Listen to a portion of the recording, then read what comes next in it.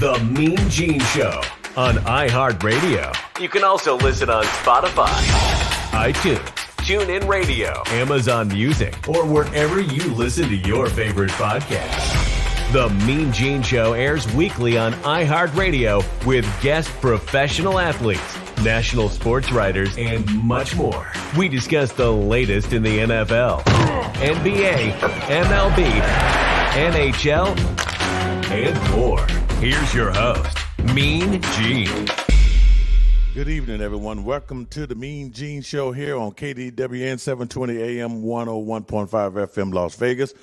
Hope you are having a great week. We are here to get you ready for week 2 of the National Football League, which got underway Thursday night between the Chargers and the Chiefs. And I'll recap that with my guest host or co-host. He's not a guest anymore, but I try to give him his props anyway, folks.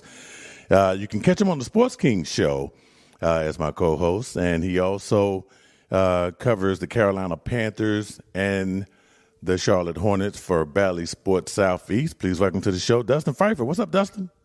Hey, what's going on, Gene? Glad to be back on. Glad to be talking NFL and football. And what a crazy first week. And I expect week 2 to deliver some more crazy results. So we're ready to go. Yeah, I'm already getting a lot of hate email and text messages for my picks. You know, at least I'm just picking winners or what I think is going to be a winner.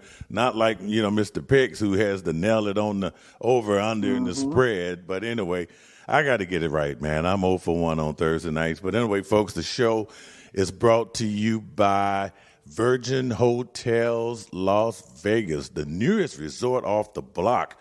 Welcome to your new playground. And remember, you can catch the Mean Gene Show, the Sports Kings, and the Picks are in. We are at Virgin Hotels every other weekend. We'll be back the weekend of next weekend, actually, the 23rd through the 25th.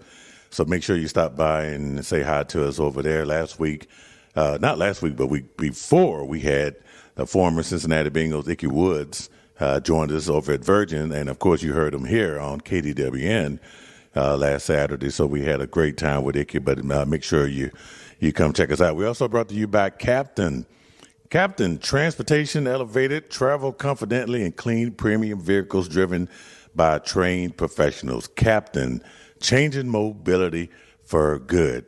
All right, Dustin. So, hey, man, we got a lot of stuff to do here in a short period of time. Of course, you know, we got an hour, man, but it goes by so fast. But the NFL week 2 was very interesting because, first of all, you really got to follow the NFL, Dustin, to know what they're doing as far as promotion-wise. You know, back in the day, we could always catch the game on ABC, Fox, or you know, CBS, but not anymore. You can even catch it on ESPN this week, Dustin. They fooled us. They went all the way to Amazon Prime.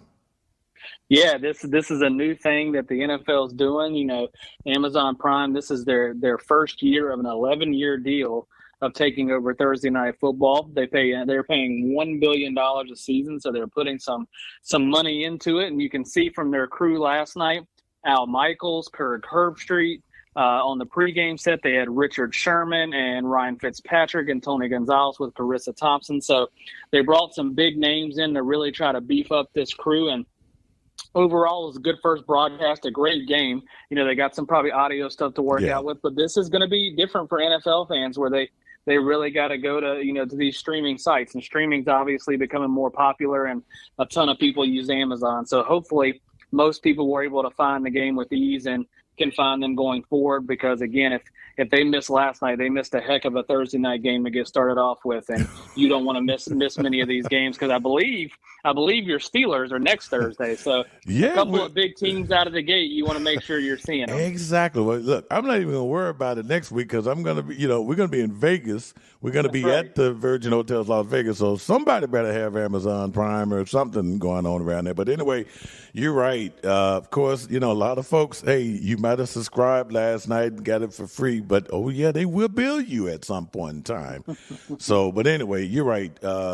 Chargers and Chiefs, you know, man, good AFC West matchup, and unfortunately, you know, to play someone in your division so early, man, every game now is critical for this point on in that division, because now you have one team that's undefeated, and then you got a lot of teams with losses there. But, Dustin, let's go ahead and break down Thursday night's game between the Chiefs and the Chargers. Chiefs win 27-24.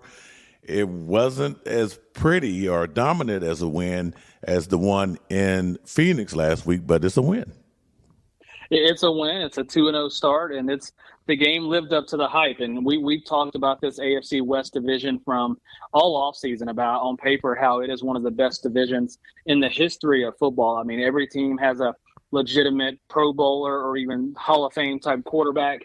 So all of these teams are stacked and ready to go. You saw in week 1 the Chargers and Raiders play a close game. Yeah. And then here you go in week 2 with the Chiefs and the Chargers.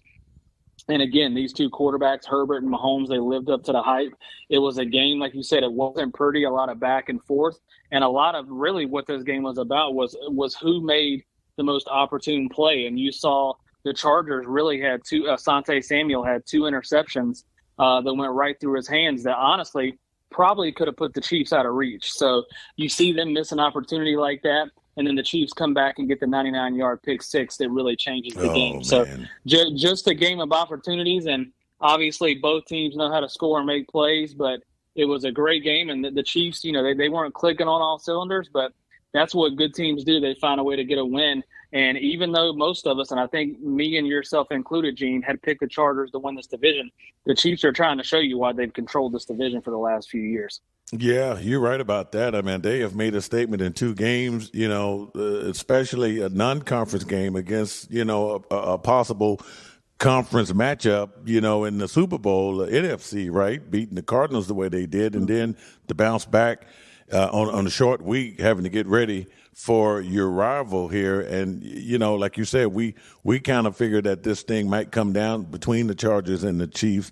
And I still think both of these teams have a good chance to make the playoffs. But, the Raiders kind of really made it tough. And then, of course, we look for Denver to bounce back from their, loss last week. But, hey, a good game. Mike Williams, of course, it was kind of easy to predict that, okay, if you don't have Keenan Allen, you knew that Herbert had to go with someone. He had to go to either Mike Williams or Gerald Everett. He went to both of them. Between the both, I think they had nearly 200 yards in receiving. But, I think Charger fans really are concerned about the health of Justin Herbert, because it did not look good towards the end of that game, Dustin. Yeah. I think, honestly, both teams showed that they're going to be serious contenders in the AFC, even with the loss for the Chargers. You don't have your best receiver weapon in Keenan Allen. But, like you said, Mike Williams stepped up. Everett stepped up. Eckler had a good game. Herbert obviously showed how amazing he is. And that defense showed that, with Bosa and Mack, they're going to be able to compete with anybody. So I think even with the loss, both of these teams have showed that they're going to be right there. But you're right. The biggest concern is Justin Herbert. And personally, Gene, watching him on that last drive, I don't know if I honestly would have still had him in the game. I don't think so. You just can't take a chance with your future like that in week 2. And he could not even throw the ball. Now, let's give him props. Unbelievable how somehow he finished that drive and made a couple of amazing throws to get the touchdown and get it to an onside kick. But, man, you got to hope that, this is just some bruised ribs that will heal up and he can play, and it's not something more serious, because obviously, as talented as that roster is, if they lose their guy, Justin Herbert, then and like you said, with this division week in and week out, you can't take any weeks off. So you got to hope that he's going to be ready to go next week, and these couple of extra days off will help. Yeah, and I'm thinking the sense of urgency for having him out there, Dustin, was probably due to the fact that it was a division rival, the Chiefs. I think, anybody else, Jets or someone non-divisional type, non-conference type opponent, I don't think we would have saw that.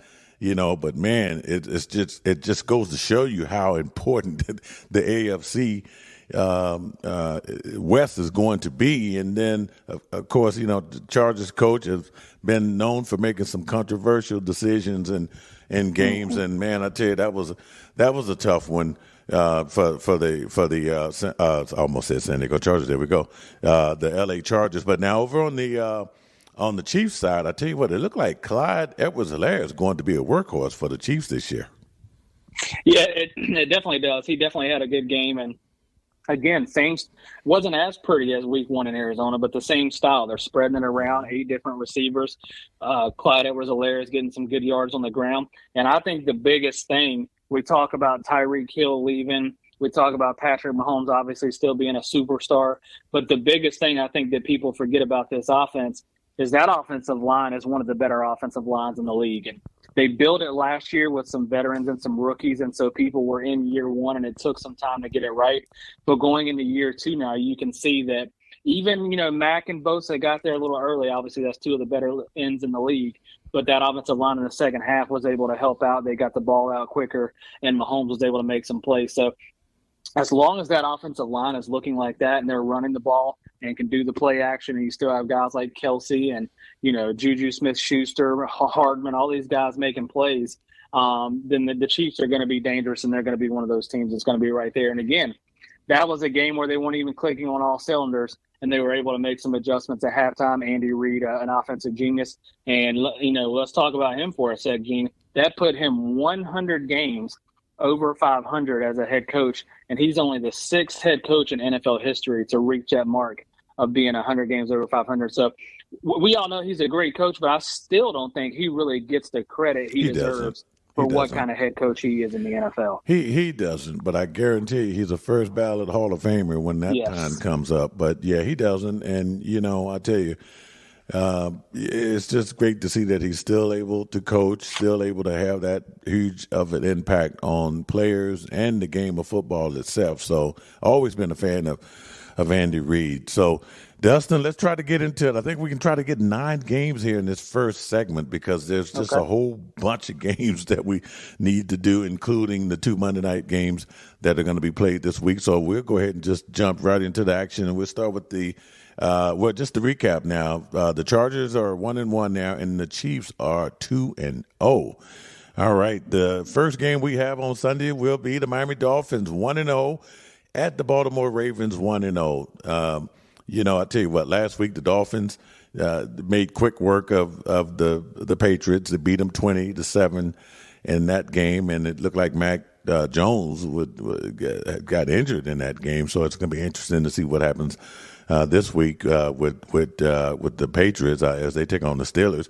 But then you have Baltimore Ravens. You got Lamar Jackson out there playing without a contract, but hey, he's like, okay, we're not going to talk about that. Let's play football. And football they did play last week, beating the Jets 24-9. So who you liking this one, Dustin?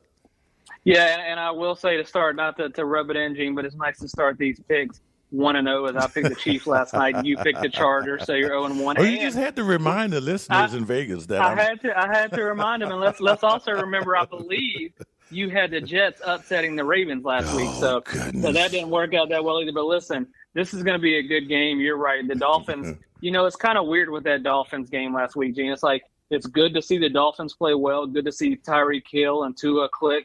Tua had a pretty good game, but at the same time, I don't think, and we'll get to this, I don't think people realize just how bad the Patriots played. They looked awful. Yeah, so, they really did. The Dolphins did what they did. They took care of business at home. The Ravens go on the road and take care of a business against a lesser team than the Jets. And so now you got 2 1-0 teams, 2 teams that we think are going to be in the playoff mix all year. And I'm going to go ahead and I'm going to take the Ravens being at home. I think obviously the Dolphins look better, and this is going to be a close game. But I think that Ravens defense, we saw some of the havoc that they caused in week 1. I think they're going to be able to at least cause a little bit of problems for Tua, maybe slow down Tyreek a little bit. So I think it'll be a good game, but I like the Ravens in their home opener getting a win against the Dolphins. Yeah, I do too. I like the Ravens getting that win at home. And let's not forget, they had Kenyon Drake last week, but now I think they're going to pick up J.K. Dobbins again. And for this game, and not to mention Mark Andrews, the team is just loaded there, and the Dolphins. I tell you what, it's a good matchup though. It's a good AFC matchup this early in the year. So, but I do like the Ravens to win this game as well. All right, the next game we have is the New York Jets. Speaking of those Jets, 0-1 Jets. They travel to Cleveland to take on the Cleveland Browns, who are 1-0, squeaking the win. Dustin, I don't want to have to remind you of this, but we have to kind of recap the game. They beat the Carolina Panthers 26-24. last week in a game that kind of shocked me because I really had the Panthers winning that game, but the Browns, Jacoby Brissett was able to, to get it done. He didn't hurt his team. He don't put up the greatest stats, but he gets it done. But it's Nick Chubb is the force there, and he was the force that the Panthers had to put up with last week. Yeah, he absolutely was. And listen, I was surprised too. I expected Baker in his first game with the Panthers going against his former team at home in Carolina. I expected them to get the win. And, I'm not trying to take away anything from the Cleveland Browns, but if the Panthers played a full game and played like they did in the second half, they would have won that game, and they actually led the game. It took a 60-yard field goal to beat them in the last seconds. But you just said it right there. Props to Nick Chubb. Jacoby Brissett didn't do a whole lot. He managed the game, but Myles Garrett had 2 sacks. Nick Chubb was running everywhere while the Panthers could not tackle him. Good offensive line play by the Browns. And so, listen, that gives them a nice little start with Jacoby Brissett, and now they're going back home against a team, that they should beat the Jets. And, I say it over and over. I think the Jets are building things in the right direction, but you got a veteran guy in Flacco. You don't have your young guy, Zach Wilson, out there. And I just think the Browns are going to be riding some momentum. Nick Chubb showed he's one of the best backs in the league. And that defense is, Myles Garrett, Jadeveon Clowney. They're going to wreak some havoc on Joe Flacco as well. So, surprisingly, even without Deshaun Watson, I've got now with the Browns winning that first game going on a 2-0 start and getting a win this week over the Jets. Yeah, we're going to have to agree on this one because I tell you what, man, you just have to really feel bad for the Jets. Who would have thought that just only scoring 9 points against Baltimore last week? Flacco had 37 completions and 307 yards. I mean, good Lord, what else do you need to do to it's just going to be a tough year for the Jets. I mean, I don't see Flacco having too many 300-yard passing games either. So, and definitely not against this Cleveland defense. But, I think the Jets go to 0-2. And the thing that Robert Saleh said about, hey, people are laughing at us, blah, blah, blah, is a statement that he probably shouldn't have made. Hey, we're better than that. But, man, you got to show it. We don't need to hear about it. Show it on Sundays. Yeah, you absolutely got to show it. And listen, I know he's taking up for his team, and he's trying to tell them, hey, we're building things. It's going to take some time. But I think somebody said it best. When you win, you say less, and when you lose, really don't say anything at all. I mean, listen, just, take your lumps. I mean, yes, it's brutal. You don't want to hear it from everybody. But there's no need when your team really – I know you're trying to turn a corner, but – let's wait until you win a few games before you start coming out and saying, hey, let's see what happens. You can't talk about receipts when you're still kind of at the bottom. So, thank you. Again, he's a young coach. I know he's trying to take care of his team. But really, let's not worry about what the outside people are saying. Let's focus on your team and trying to get them on track. Absolutely. All right. The next game we have is the Washington Commanders 1-0 at Detroit Lions 0-1. Washington squeaked by Jacksonville. That game kind of went back and forth. To get their first win of the season, they beat Jacksonville 28-22. Detroit Lions, they hung in there with Philadelphia. Definitely covered the point spread, I can say that much. But they lost only by 3 points to a Philadelphia team that's predicted to win the NFC East. So, you know what, Dustin, I just changed my pick while we were talking here because I was impressed with Carson Wentz. I saw it's a different Carson Wentz, 313 yards. 4 touchdowns. He had some picks there. I mean, he still got out of there with a 101 rating for his first game with the Washington Commanders. But I'm going with Washington to win this game. And you said it's at Detroit, correct? It's at Detroit, yes. Yeah, you're right. I mean, listen, Carson Wentz played better. He did have 2 interceptions, but when you throw 4 touchdowns, you're playing well. You're doing a good job. I'm not going to go as far as it's a different Carson Wentz. It's obviously only one game. They did play Jacksonville, who's one of the bottom teams in the league, and they still almost lost that game. So, but hey, it's always good to get a win to start off with. And when you're a quarterback of a new team, there's no better way to get some pressure off your back to get that first win. So good job by them. Like I said last week, Ron Rivera's always got his teams ready to play. But listen, all my attention, this will be the first one we differ on, Gene. All my attention is on the Lions. I've said this from all off season. I know Hard Knocks can sometimes put thoughts in your heads, but I watched that entire show, and Dan Campbell has a culture building in Detroit, and I know it's so hard to win in that city, but I like what he's building. I'm not saying they're going to win a ton of games, but they're going to be in a lot of games. They lost a lot of one-score games last year, and then they hang right with the Eagles in this first week this year. And I think at home, I actually think they're going to win this game pretty convincingly. I think they're going to make a statement. I think they're going to get to 1-1. And I like what the Lions are doing and where they're headed culture-wise, so I got them getting a big win in week 2. All right, we shall see it. I tell you what, it'll make for news in the NFC East if Detroit was able to pull off that. The next game we have is the Indianapolis Colts 0-1 versus the Jacksonville Jaguars 0-1. And I tell you what, oh my goodness, just a crazy game. The Colts tie with their division rival, Houston Texans, in overtime 20-20, which I still think, as much as they tweak the overtime rules, they don't tweak them enough because no game should end in a tie in the National Football League. But tell you what, I got the Colts winning over Jacksonville. I know Jacksonville did look a little bit better. You know, they, like I said, they hung in there. Doug Peterson is going to get him a win. The Trevor Lawrence last week, not bad. 275 yards. Didn't have the greatest game, but you can see where he's actually improving, as a quarterback. But I got the Colts winning this game. Well, listen, we both on last week's show had our upset as the Texans beating the Colts, and really, that game should not have ended in a tie because the Texans dominated that game from start to finish. So, really, really a poor start for Matt Ryan and the Colts. And I'll tell you what, Gene, I've just got this weird feeling. I just don't see it. Maybe it'll happen in a few games, but I just do not see it clicking with the Colts yet. And obviously they're missing, Shaquille Leonard, Darius Leonard, whatever he's being called now. They're Pro Bowl linebacker. He was out last week. Not sure of his status this week. But my biggest concern, obviously, they have Jonathan Taylor at running back. But my biggest concern is their receiving core is just not stepping up and providing them enough weapons on offense. So, Pittman had a good game, but nobody else really stepped up and did a whole lot. So we'll see what happens. But I'm actually going to go with the Jags in an upset. I just feel something weird about this Colts team that's not clicking. And I think at home, like you said, they played a close game against the Commanders, almost got a win. Trevor Lawrence looked better. Christian Kirk in his first game with the Jaguars had over 100 yards. So I'm going to go with the Jags to pull off an upset at home, and that will put the Indianapolis Colts at 0-2. Ooh, man, yeah, that would be mighty ugly in that AFC South if that happens. Matty Ice better take control on Sunday. Okay, with about 3 minutes left to go, we might be able to get 2 picks in. I don't know, because this game right here is a good matchup in the NFC South. The Tampa Bay Buccaneers 1-0 at the New Orleans Saints 1-0. We all know the history, man. Tom Brady cannot beat these Saints.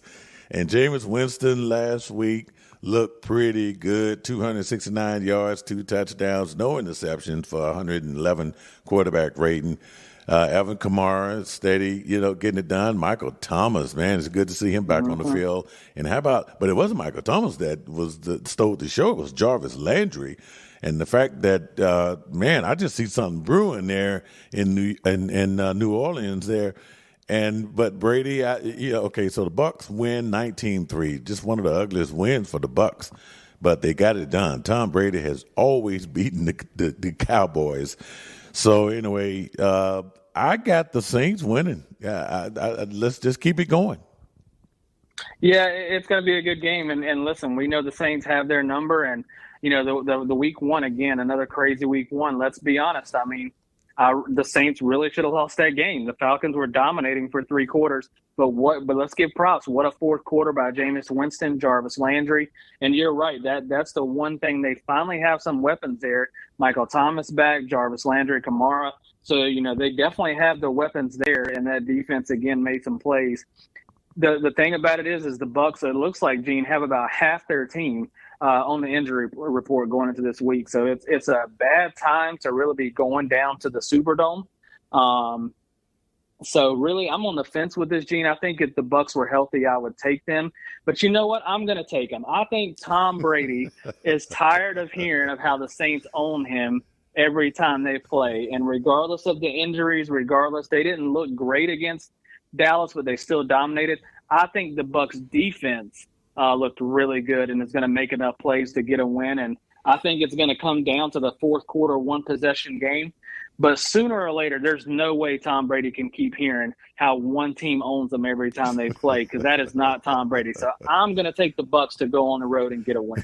All right. Well, hey, somebody's got to take the Bucs here, but it just always makes for good conversation knowing that there's somewhat of a one-sided rivalry between the Saints and the Buccaneers. So I tell you what, I thought we was going to get into the Panthers game here, but we'll just get it in the next segment. So, folks, hey, Once again, you are listening to the MeanGene Show with my co-host Dustin Phifer. It's our weekly countdown show right here on KDWN 720 AM, 101.5 FM, Las Vegas. And we are back, folks. Once again, you are listening to the MeanGene Show here on KDWN 720 AM, 101.5 FM, Las Vegas. Hope you are enjoying the show. We're doing our weekly countdown show, week 2 of the National Football League. And once again, the show is brought to you by Las Vegas. You know what, Dustin, I screwed that one up again. Do it again. You're good. Go ahead. Oh, man, what is going on with me? 3, 2, 1. And we are back, folks. Once again, you are listening to the MeanGene Show here on KDWN 720 AM, 101.5 FM, Las Vegas, getting you ready for week 2 of the National Football League with our weekly countdown show. I am joined by my co-host for the entire season, Dustin Phifer. Dustin, we are back. Let's go ahead and we got, 14 games I think we said we got to do here in this next segment. Absolutely. A lot of games, so let's get them knocked out. But first, we are brought to you by Virgin Hotels Las Vegas, the newest resort off the block. Welcome to your new playground. Make sure you come and check us out. Sports Kings, the picks are in, and the MeanGene Show every other weekend at the Virgin Hotels Las Vegas. We're doing our podcast there, so make sure you come and see us next weekend. Actually, we'll be there. We're also brought to you by Captain. Captain, travel confidently in clean premium vehicles driven by trained professionals. Captain, we're changing mobility for good. All right, so I know we wanted to get the Panthers in before the break, but I'm glad we actually need a little time to talk about the Panthers here because they are 0-1, and they're playing the very scary 1-0 New York Giants. And I tell you what, look, Dustin, they were really talking about you last week, Ickey Woods in particular, because you sold all of us on the Panthers winning last week for our, just for, picking wins, but the money thing too. I get it. I get it. I get it. And listen, and you're right. They came out flat. They played one of the worst first halves of football that I've seen in a long time, and that's just unacceptable to start the season. Now, listen, they did a lot of good things in the second half, so hopefully there is some positives to take out. Baker came back and was finally moving the ball and getting it downfield to Robbie Anderson. The biggest thing in the first half, Gene, that blew my mind, they ran 21 pass plays and 4 run plays, and only 3 run plays to McCaffrey. I'm not sure how, when it's week 1 and he's the healthiest he's probably going to be, that he only gets 3 touches in the first half. And it was just a terrible first half. And listen, in all defense, they came back and took the lead with a minute left. So after all that, they came back and took the lead, but a long field goal beat them. And, listen, you're right. I think what you just said to intro this game, it's a scary game to go up to New York, who is riding high right now with Brian Daboll and Saquon Barkley. And listen, my goodness. We just talked about Nick Chubb running everywhere. Now you got to go against Saquon Barkley. And so this is a very scary game.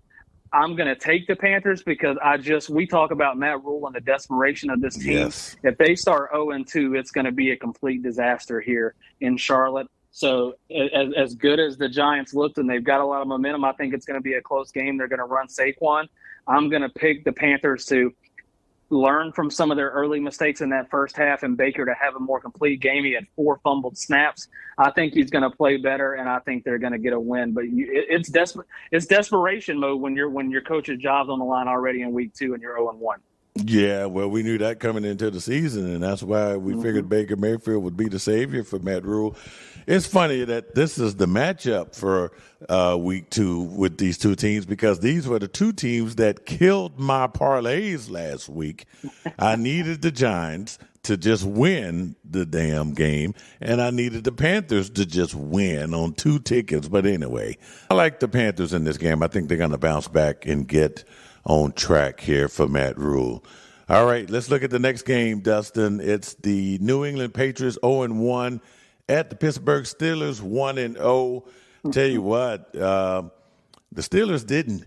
It was an ugly game, but I tell you what, defense-wise, I don't know if it was Joe Burrow having the Super Bowl hangover or if the Pittsburgh Steelers defense was just that much ready. But I can tell you one thing. We had some fun with Ickey Woods because, man, Ickey won't pick up his phone now. You know, we've been trying to reach him after that big upset there in Cincinnati. But the New England Patriots didn't look good either. You know, Mac Jones didn't have, 21 of 30 attempts there, 213 yards, interception. But, man, it just was not a great game. Brian Hoyer actually had to come into the game, which is definitely not good for Patriots fans. I don't know where Mac Jones falls right now in the injury report, but this is a home opener for the Pittsburgh Steelers. And speaking of injury, too, they have their own injuries. Will be without the services of T.J. Watt. And, of course, Najee Harris is a little shaky, too, Dustin. So who do you like in this game?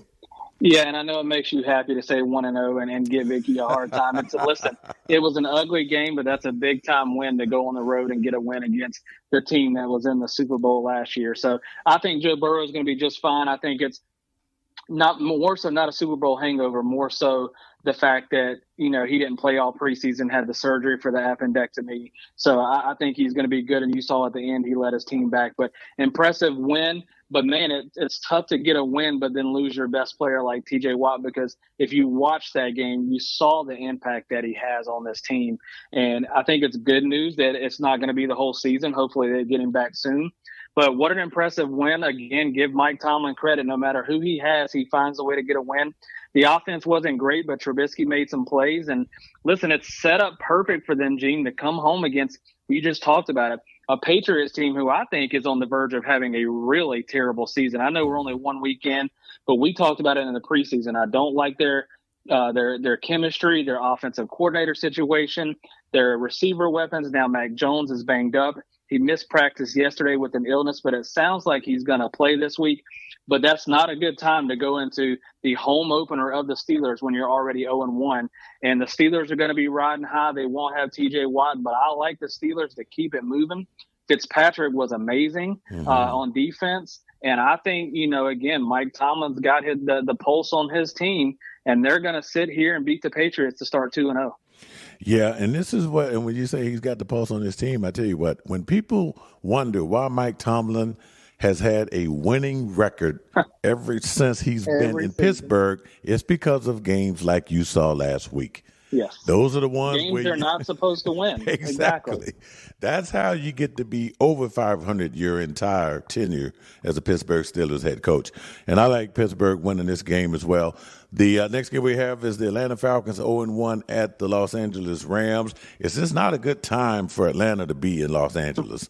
And, Dustin, the Rams took a beat down to the Buffalo Bills to start the season. And I tell you what, they've had plenty of time to sit and think about this.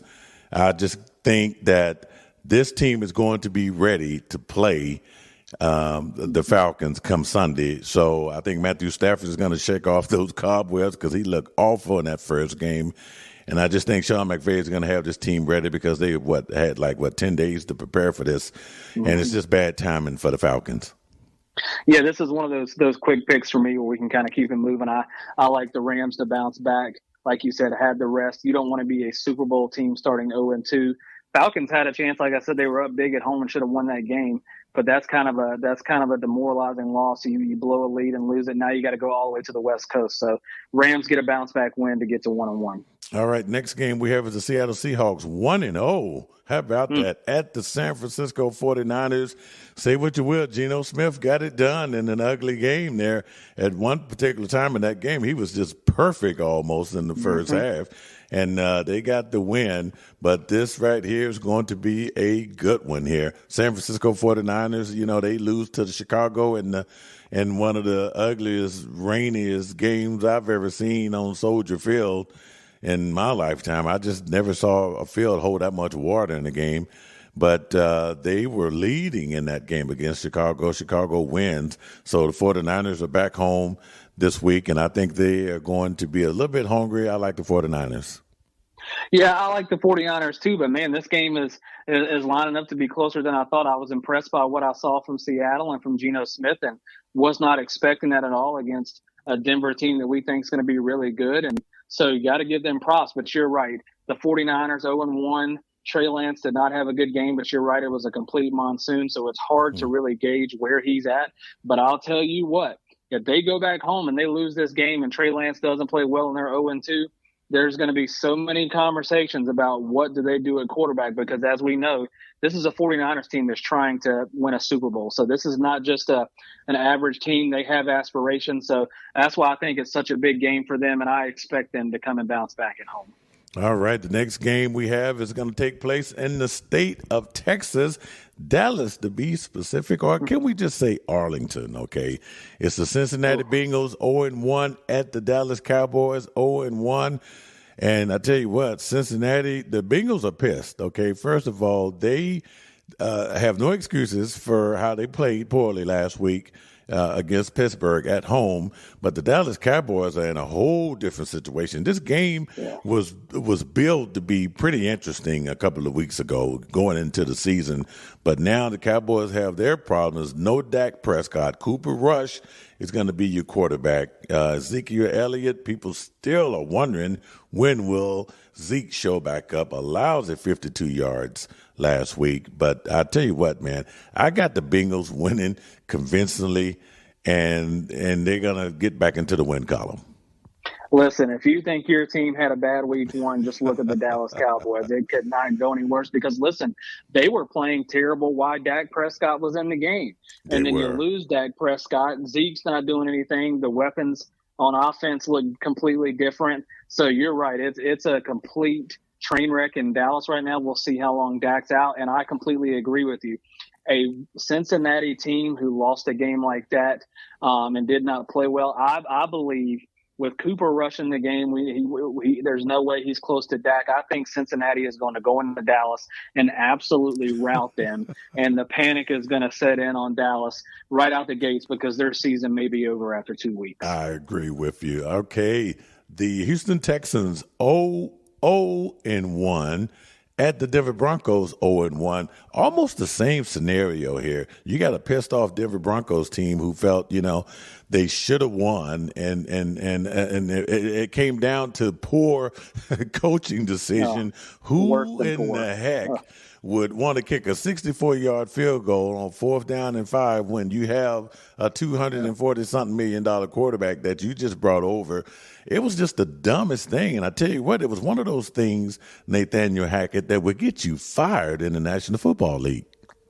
Oh, I mean, absolutely. You just said it. You just hit the nail on the head. Who pays a quarterback $245 million and does not put the ball in his hands? Now, listen, have we seen 64-yarders win games? Yes, but that is when there's no other choice. You got 2 seconds left. You got to try something. When you have a minute left with timeouts and you decide to run the clock all the way down and take that chance, I was completely just bumfuzzled, and I was actually watching the Manning cast, and Shannon Sharp was on it, and those guys could not believe what was happening. And so, again, you're right. It's a first-year head coach's first game, but that is not the first impression you want to leave. And so we'll see what happens. And listen, I like the way this Texans team fights, and it could be a close game, but I have to pick the Broncos because, again, I'm not trying to use the word desperation too much in week 2, Gene, but some of these teams who have these high aspirations, especially the Broncos in that hard division, you can't lose at Seattle and then home to Houston and expect to compete in the AFC West. So they better get a win at home. Yeah, and I think they will. So that's going to be a game to probably not necessarily tune into, but you want to make sure you keep up with it because, all hell to break loose. I don't think you're going to – let's just say if they go 0-2, you're not going to get rid of Russell Wilson. But Nathaniel Hackett, man, you talking about being on a hot seat in week 2, boy, it's going to happen if you lose that game. All right, another interesting matchup here, battle of 0-1 teams here. Arizona Cardinals 0-1 at Las Vegas 0-1. Desperation will probably kick in for both of these teams because, the Cardinals just got beat down. No excuse. I didn't see it coming. And, Dustin, you definitely called this game.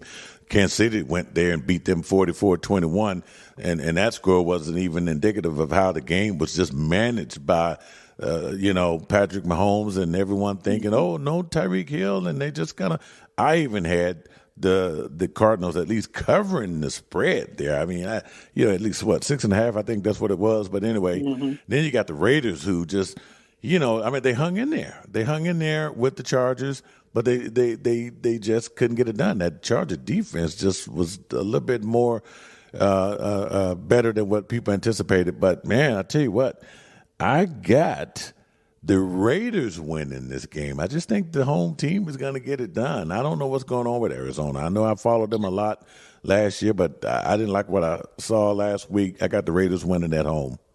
Well, the good thing for the Raiders is the Cardinals defense is not the Chargers defense. And we saw that in week 1, what the Chiefs did to them. And I've said it all along, Gene, which is why I predicted on the show last week the Chiefs to win by at least 2 touchdowns. And I think Icky and some people called me crazy. But listen, the Cardinals they've got talent. They've got Kyler Murray. They've got some receivers. When DeAndre Hopkins, he's obviously out. AJ Green, they've got talent, but it just doesn't seem like they're a team. And I think that I've said all along that goes back to their coaching staff and Cliff Kingsbury. I don't think he's ready for the NFL. He's maybe a good college coach, but he's not suited. And I think the Cardinals are on their way to a season that's going to be very disappointing. Now, it may not be very, very bad, but it's not going to be what they want.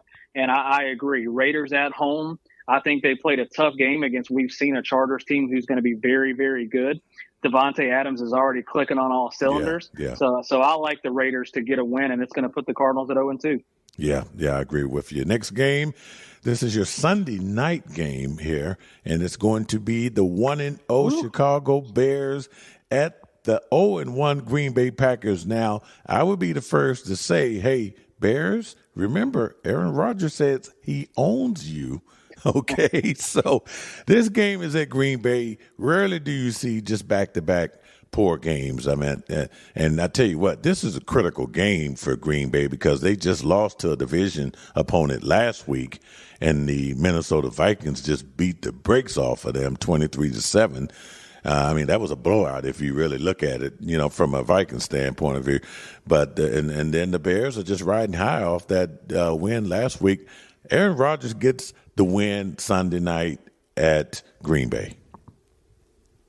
Yeah, I'm going to take Green Bay too. Listen, let's give a lot of props to the Bears. I know it was a weird game they played in Chicago, but not a lot of expectations for them, and they came out and made plays. Justin Fields made some good plays.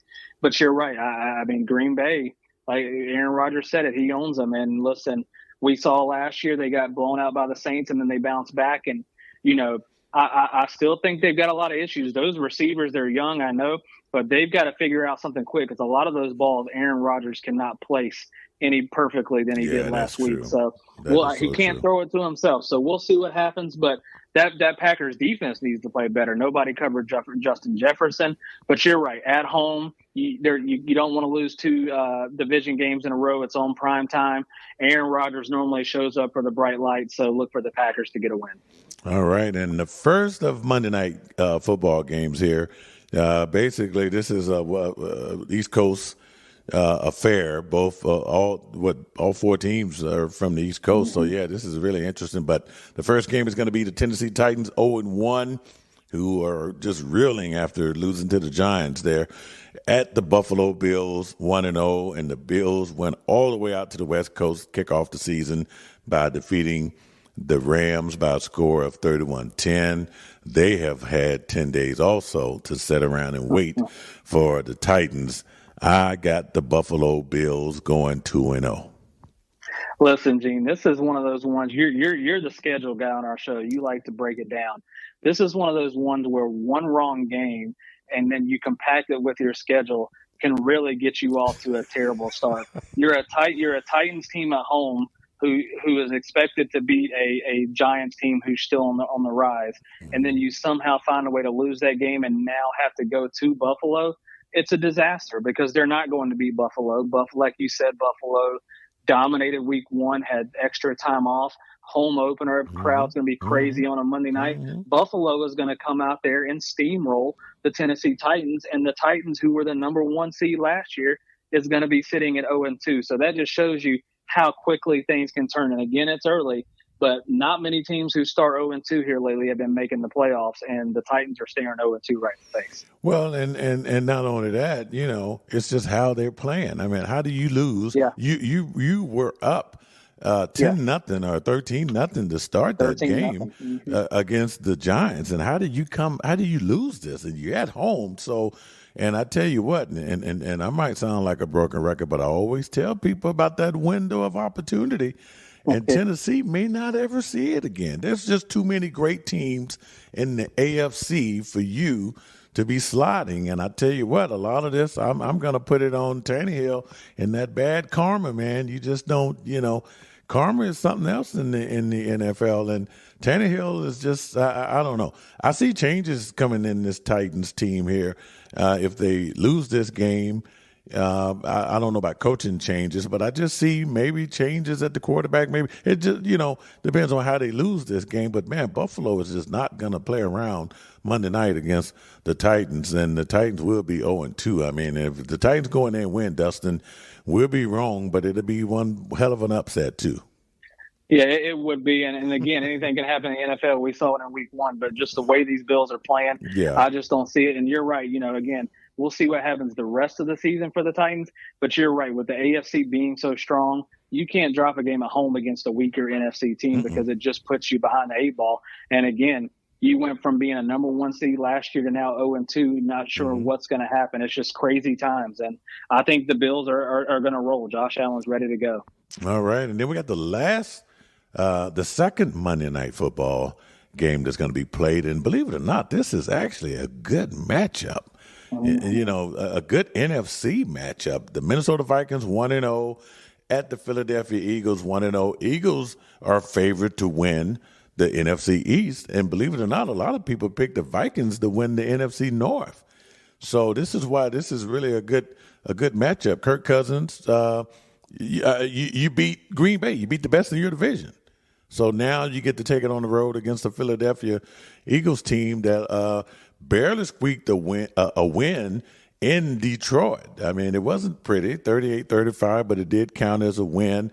Miles Sanders getting it done. Jalen Hurts didn't have, a great game, but I saw a lot of struggles with the Eagles, and mainly why Detroit was able to get back into that game because it was looking like a blowout there for a minute. But who you got in this game here, Dustin? Yeah, I was going back and forth on this because I am one of the ones that have the Eagles winning the division. I do like what I see. Obviously, they got some stuff to clean up, but they did get a win in week one.